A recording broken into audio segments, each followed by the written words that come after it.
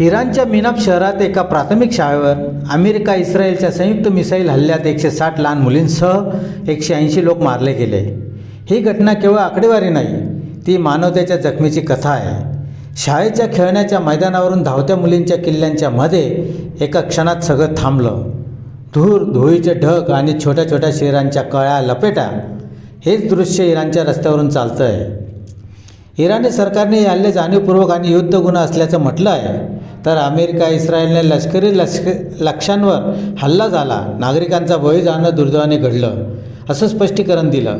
पण ज्या मुलींच्या हातात आजही खेळण्याचे तुकडे अडकलेले आहेत, त्यांना हे स्पष्टीकरण काहीही अर्थ देत नाही। त्यांच्या आईवडिलांना, त्यांच्या भावंडांना फक्त रडण्याची आणि कब्रच्या ओळी लावण्याची मुभा मिळाली। मिनाबमध्ये हा हल्ला प्रेसिजन स्ट्राईक म्हणून सादर केला गेला, पण शाळेच्या आसपासच्या 500 मीटर परिसरात कोणतेही लष्करी ठिकाण नव्हतं की लहान मुली या आतंकवादीही नव्हत्या।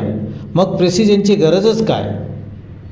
दुर्दैवी घटनेनंतर इराणमध्ये लाखो लोक रस्त्यावर उतरले आहेत। काळ्या कपड्यात लपेटलेल्या छोट्या लाशा, मातांनी डोक्यावर धरलेले फोटो आणि मुलींच्या शाळेवर हल्ला, हे युद्ध नाही हत्याकांड आहे असे फलक झळकत आहे।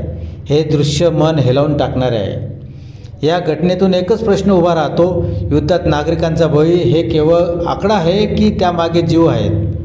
ज्या मुली आज शाळेत नसतील त्या कधीच परत येणार नाहीत। त्यांच्या आईवडिलांच्या डोळ्यातील अश्रू कोरडे पडतील, पण त्यांचा राग आणि दुःख कधीच संपणार नाही। युद्धाच्या नावाखाली निष्पापांचा बळी देणे हे सामान्य झालं आहे, पण हे सामान्य नाही, हे अमानुष आहे। हे थांबवले गेले पाहिजे, नाहीतर उद्या दुसऱ्या शाळेत दुसऱ्या मुलींच्या नावाने हा काळा इतिहास पुन्हा लिहिला जाईल।